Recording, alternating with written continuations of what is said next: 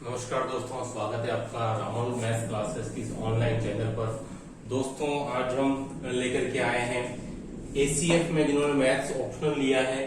आज उसकी पूरी स्ट्रेटजी पर डिस्कस करेंगे कि आप किस प्रकार से मैथ्स ऑप्शनल लेने वाले स्टूडेंट्स अपनी तैयारी करें, कौन कौन से चैप्टर्स हैं उनके लिए जो ज्यादा इंपॉर्टेंट होंगे, कितना टाइम उनको एक क्वेश्चन को देना चाहिए जब वो घर पर तैयारी करें।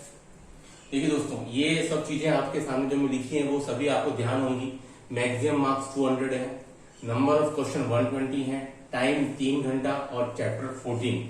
इसका मतलब चैप्टर 14 है तो मतलब each chapter will contain 8 to 9 question. मतलब हर एक चैप्टर में से दोस्तों आपके 8 से 9 क्वेश्चन श्योर आने वाले हैं। ठीक है, हर एक चैप्टर से आपके 8 to 9 क्वेश्चन आपको आएंगे ही। लेकिन दिक्कत क्या है कि ड्यूरेशन हमारे पास में जो है वो 3 घंटा है। जनरली जो एक स्टूडेंट होता है, एक एवरेज स्टूडेंट, एक एवरेज टाइम अगर देखें तो 1 आवर, 1 घंटे में ज्यादातर स्टूडेंट 30 क्वेश्चन से ज्यादा अटेम्प्ट नहीं कर पाते हैं। ये मैं मैक्सिमम बता रहा हूं आपको। मैथ्स में बहुत से स्टूडेंट ऐसे होंगे जो first time maths as an optional लेकर के कोई ऑब्जेक्टिव टाइप क्वेश्चन अटेम्प्ट करने, पेपर अटेम्प्ट करने जा रहे होंगे। देखिए, मैं आपको क्लियर कर दूं, 1 घंटे में आप 30 क्वेश्चन से ज्यादा अटेम्प्ट करना मुश्किल काम है। आप अगर इतना भी अचीव कर पाए तो भी एक अच्छी उपलब्धि होगी। मैं सही क्वेश्चन की बात कर रहा हूं, 30 क्वेश्चन एग्जैक्ट। ऐसा नहीं कि 50 आपने अटेम्प्ट कर ली जिसमें से 30 रॉन्ग हो गए, वो बात नहीं कर रहा हूं। 1 घंटे में मैक्सिमम टू मैक्सिमम 30 क्वेश्चन एक एवरेज स्टूडेंट अटेम्प्ट करता है। तो आप देख सकते हैं कि 3 घंटे में आप 90 क्वेश्चन तक अटेम्प्ट कर पाएंगे। ठीक है दोस्तों, और क्वेश्चन की संख्या 120 है। तो आपको कुछ टॉपिक्स ऐसे निकाल के रखने होंगे जो कि आप आराम से उनको कम समय में अटेम्प्ट कर सकें। ठीक है दोस्तों, ये बहुत जरूरी चीज है मैथ्स के अंदर कि आपको 14 चैप्टर में से कम आपको 5 to 6 चैप्टर ऐसे आपको निकाल के रखने होंगे कि उसका आपको कैटेगराइज करना पड़ेगा। आउट ऑफ 14 में से 5 to 6 चैप्टर जो कि आपको इजी हो करने में, जो आपको सवाल करने में इजी लगे, ताकि वहां आपका समय कम लगे। तो जब आप घर पर भी प्रैक्टिस करें तो आप 14 में से 5 to 6 चैप्टर्स को पूरा करें, 100% चैप्टर करें, ताकि आपको कम समय में और आप ज्यादा से ज्यादा क्वेश्चन अटेम्प्ट कर सके। ठीक है दोस्तों, खास बात यह है, सबसे बड़ी प्रॉब्लम मैथ्स में क्या आती है, दैट इज नेगेटिव मार्किंग। दिक्कत क्या आती है कि स्टूडेंट को लगता है कि उसके 3 घंटे के अंदर 60 क्वेश्चन ही अटेम्प्ट हुए हैं और वो घबराने लगता है। लास्ट के 20 मिनट में वो 30 क्वेश्चन के लगभग या 25 क्वेश्चन के लगभग वो नेगेटिव मार्किंग कर जाता है। वहीं से पूरा खेल खत्म होना शुरू हो जाता है किसी भी एग्जाम में एज ए मैथ्स ऑप्शनल। ये चीज आपको बहुत ध्यान रखनी है।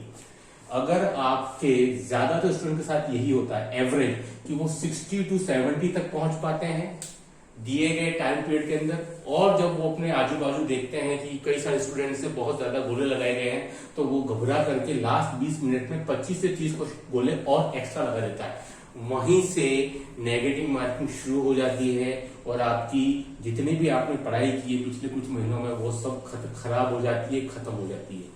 दोस्तों, क्वेश्चन अटेम्प्ट करने का डिपेंड करेगा कि पेपर का लेवल कैसा है, पेपर किस स्टैंडर्ड का आया है, उस पर डिपेंड करता है मेरिट भी, और आपने कितने क्वेश्चन अटेम्प्ट किए हैं, दोनों ही बातें।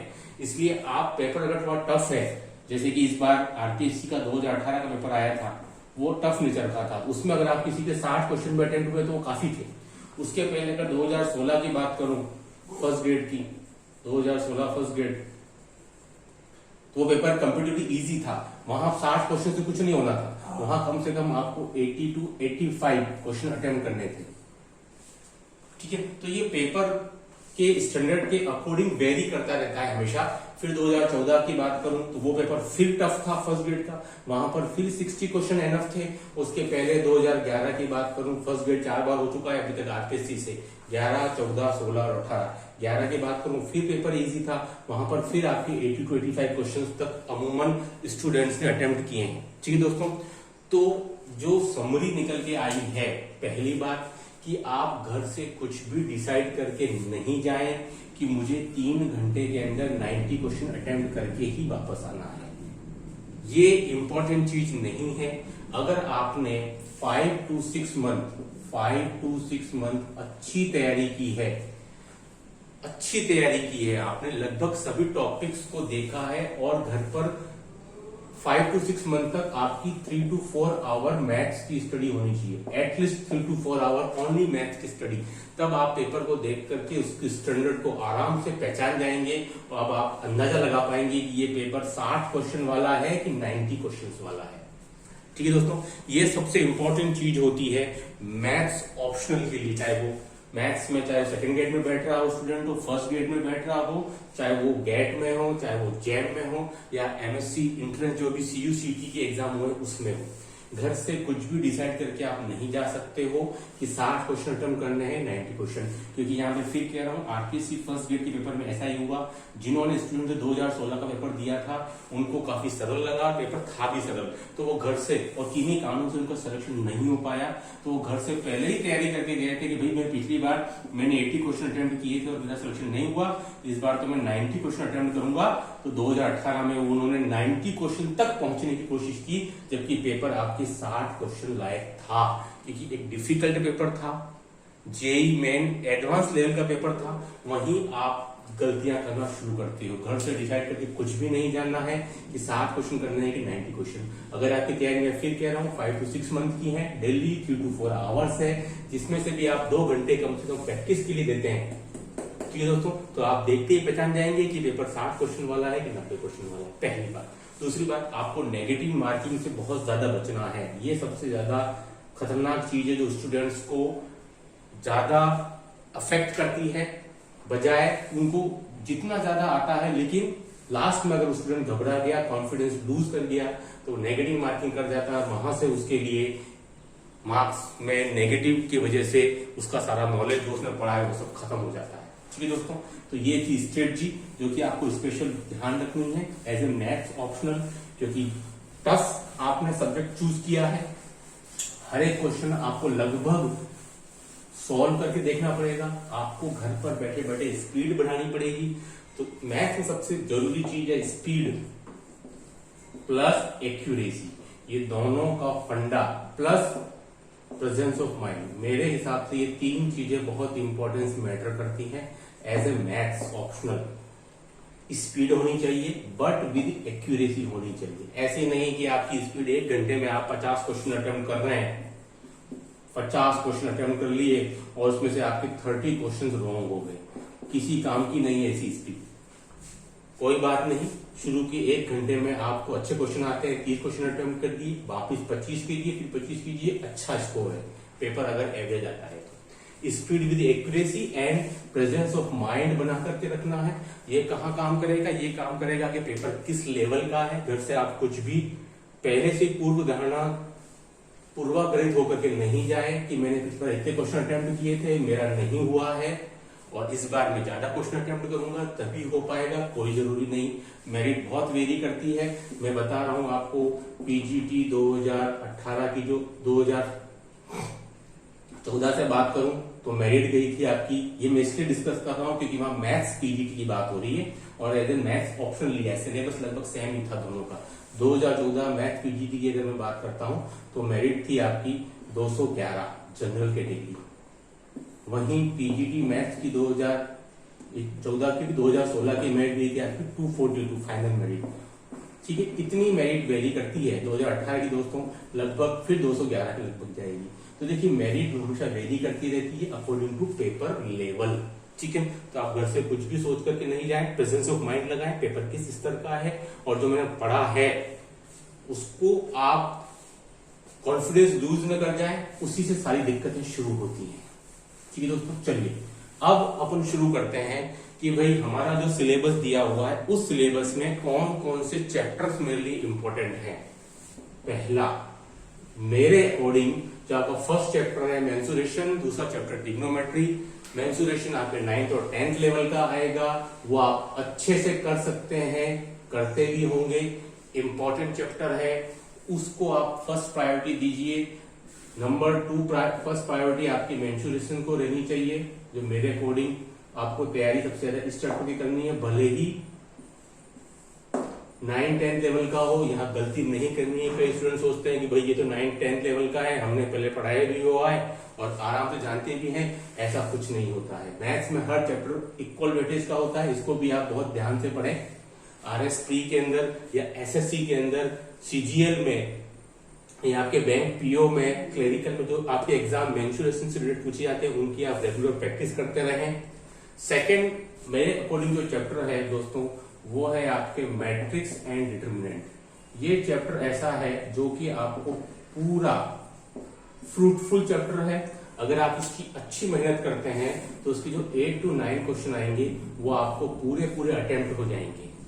ये चैप्टर ऐसा है जी दोस्तों, फिर मैं कह रहा हूं कि आउट ऑफ 14 कम से कम आपको 5 to 6 चैप्टर ऐसे ढूंढ के रखने हैं कि भाई वो चैप्टर मेरे लिए बहुत ही अच्छे होंगे, क्योंकि कभी भी कोई भी एग्जाम 100% सिलेबस के साथ कोई पास नहीं करता है।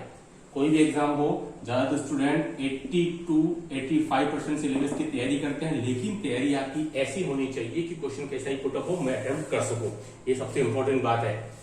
पूरा सिलेबस का कोई वैल्यू नहीं, अगर क्वेश्चन मैट्रिक्स से ही आए, आपने अटेम्प्ट तैयारी की और आप अटेम्प्ट नहीं कर पाए, वो तैयारी बेकार है। ठीक है दोस्तों, मेंसुरेशन के बाद आपको मैट्रिक्स एंड डिटरमिनेंट टॉपिक पर आना है। इंपॉर्टेंट टॉपिक है, इजी टॉपिक है, क्वेश्चन ज्यादा लेंथी और कठिन इनसे नहीं बनते हैं।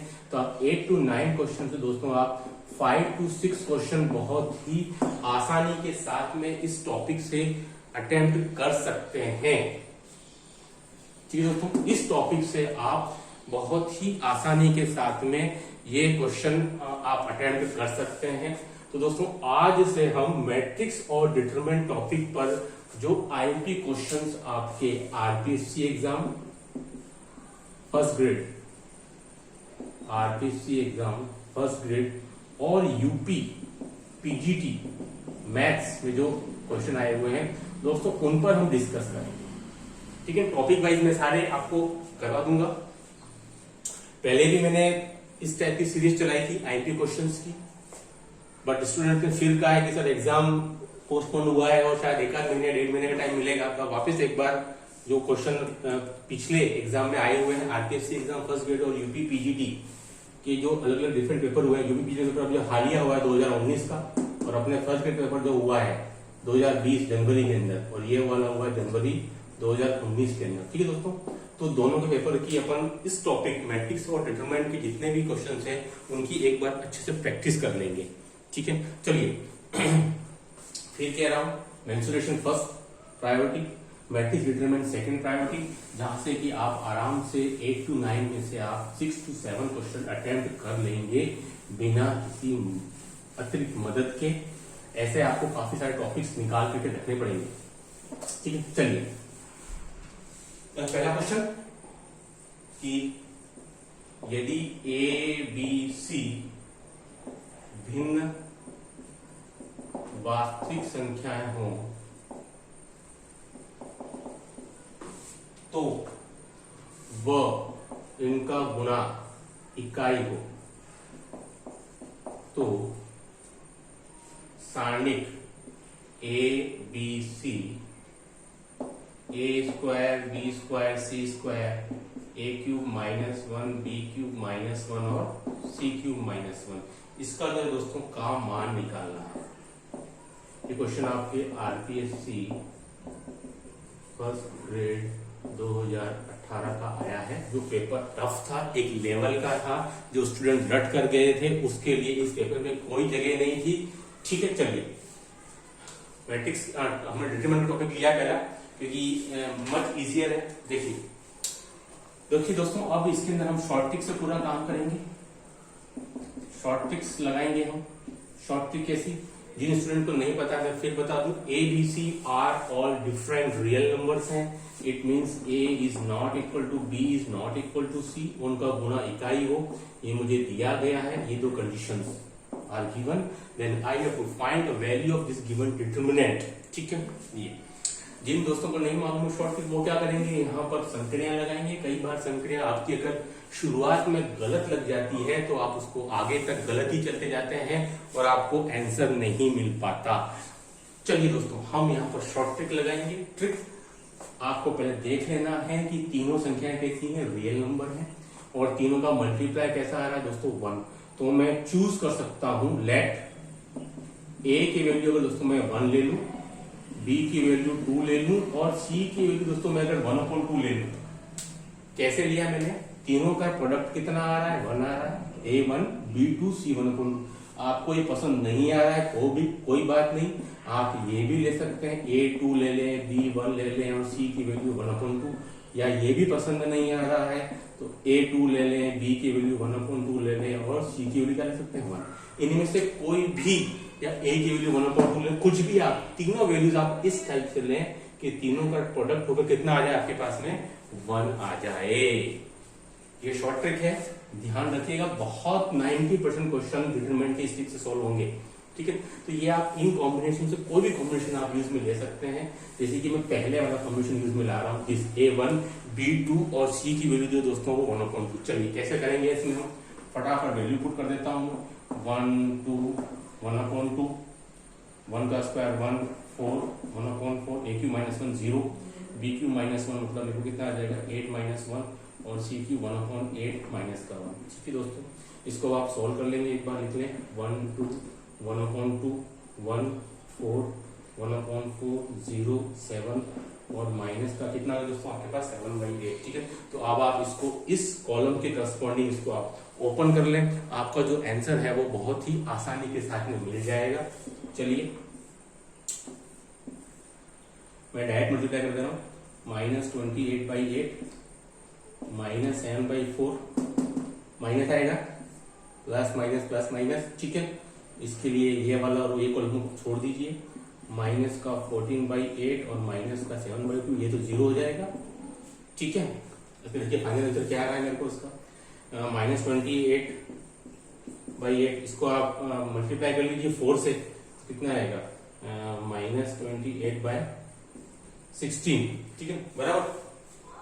सॉरी, इसको 2 से मल्टीप्लाई करना पड़ेगा आपको, तो आएगा 14/8, 2 से मल्टीप्लाई कर लीजिए इसको, हमको 8 लाना नीचे, ठीक है, और ये हो जाएगा प्लस का 14/8, और ये हो जाएगा प्लस का, यहाँ पर हमको 4 से मल्टीप्लाई करना पड़ेगा 28/8, ये कट गई, तो मेरा उत्तर कितना आएगा 0। ठीक है, आप देख सकते हैं बहुत ही आसानी के साथ में हमने इस क्वेश्चन को सोल्व कर दिया। जो आपको थोड़ा सा मुश्किल लग रहा होगा, बहुत से स्टूडेंट को मुश्किल लगा होगा उस समय पर, चलिए क्वेश्चन तो नहीं हो रहा है, कैसे हम संख्या लगाएंगे पक्की बात है तो लंबा हो जाएगा, लेकिन इस तरीके से आपका क्वेश्चन विद इन 2 मिनट्स में सॉल्व हो जाएगा। ठीक है दोस्तों, इसी टाइप का मैं एक क्वेश्चन और ले लेता हूं, वो भी इसी पैटर्न पर बेस्ड है।